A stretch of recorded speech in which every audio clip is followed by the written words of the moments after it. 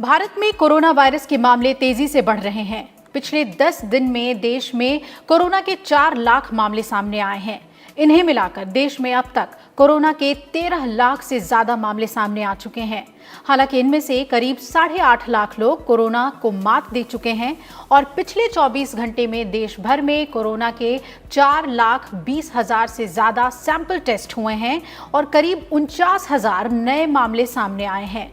राहत की बात यह है कि बीते एक दिन में 32,000 से अधिक लोग ठीक भी हुए हैं और रिकवरी रेट 63.53% से अधिक हो गया है।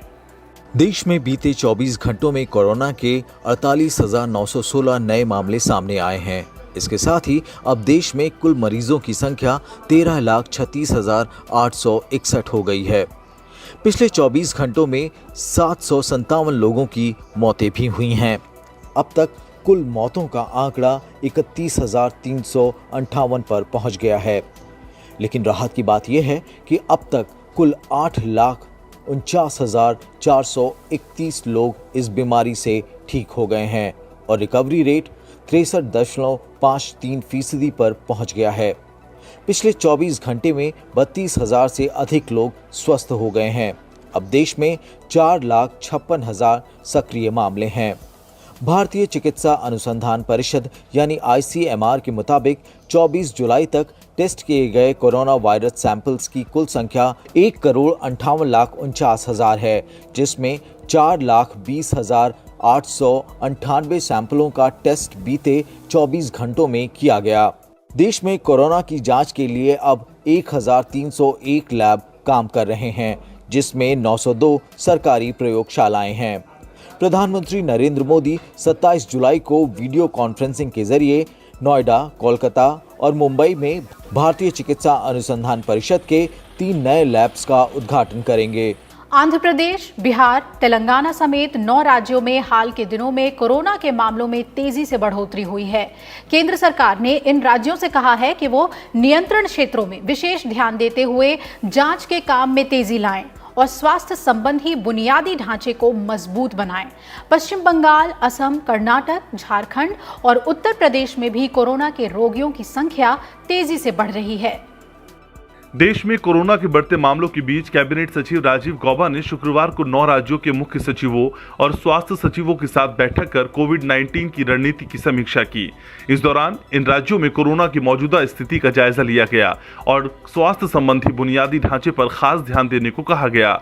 राज्यों से पर्याप्त संख्या में बिस्तरों, ऑक्सीजन और वेंटिलेटर की उपलब्धता सुनिश्चित करने का निर्देश दिया गया है। इन राज्यों को सलाह दी गई है कि वो जांच में तेजी लाएं और कंटेनमेंट क्षेत्रों पर विशेष ध्यान केंद्रित करें। बैठक में कहा गया कि मामलों का जल्द ही पता लगाने और संक्रमण के फैलाव को रोकने के लिए जांच का काम तेज होना चाहिए। साथ ही कोविड-19 मामलों का प्रभावी क्लिनिकल प्रबंधन सुनिश्चित करें।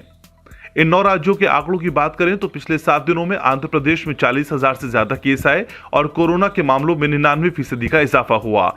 असम में 7 दिन में करीब 45% मामले बढ़े हैं। यहाँ रिकवरी रेट 72% से ज्यादा है। असम में मृत्यु दर काफी कम है।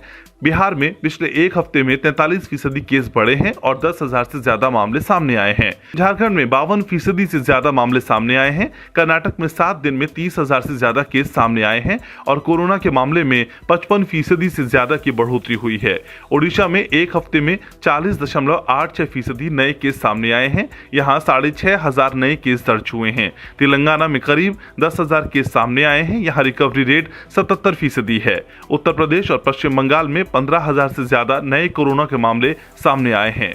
कोरोना के बढ़ते मामले को देखते हुए बिहार समेत कई राज्यों में लॉकडाउन लागू है। मध्य प्रदेश में कई जिलों में 2 दिन का लॉकडाउन है। राजधानी भोपाल में 10 दिन का लॉकडाउन लगा है। वहीं पूर्वोत्तर राज्य नागालैंड की राजधानी कोहिमा में लॉकडाउन लागू किया गया है।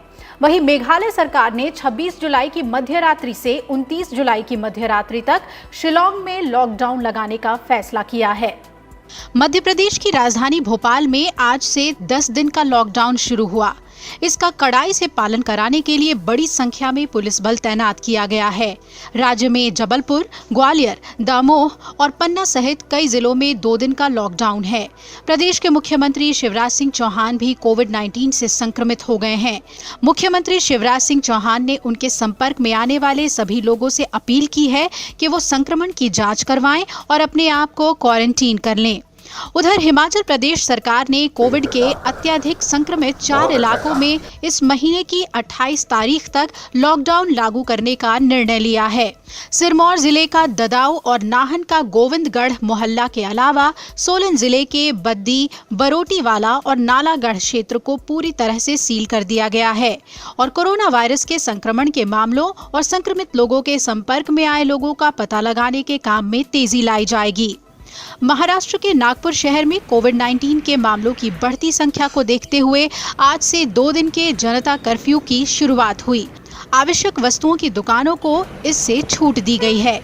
वहीं दिल्ली के मुख्यमंत्री अरविंद केजरीवाल और स्वास्थ्य मंत्री सत्येंद्र जैन ने राजधानी के बुराड़ी इलाके में स्थित सरकारी अस्पताल का वीडियो कॉन्फ्रेंसिंग के जरिए उद्घाटन किया।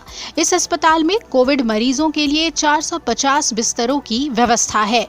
पंजाब में कोरोना वायरस के बढ़ते केसों को देखते हुए प्रदेश सरकार ने सार्वजनिक स्थलों पर शारीरिक दूरी का पालन न करने वालों पर सख्ती बढ़ा दी है। सामाजिक समारोहों में नियमों का पालन न करने पर अब 10,000 रुपए जुर्माना देना पड़ेगा। होम क्वारंटीन का उल्लंघन करने पर कोविड मरीजों पर 5,000 रुपए का जुर्माना किया जाएगा। विश्व स्वास्थ्य संगठन ने कहा है कि लॉकडाउन की घटती पाबंदियों के बीच पिछले 24 घंटों में दुनिया भर में कोरोना वायरस संक्रमण के मामलों में रिकॉर्ड तेजी दर्ज की गई है। दुनिया में कोरोना वायरस के अब तक 1,57,54,000 संक्रमित मिल चुके हैं और इनमें 90,59,00,000 लोग ठीक भी हो चुके हैं, जबकि 6,40,000 से अधिक लोगों की मौत हो चुकी है। अमेरिका में अब तक 41 लाख से ज्यादा लोग संक्रमित हैं। इनमें 12,61,624 लोग ठीक हो चुके हैं। वहीं 1,45,000 से ज्यादा मौतें हो चुकी हैं।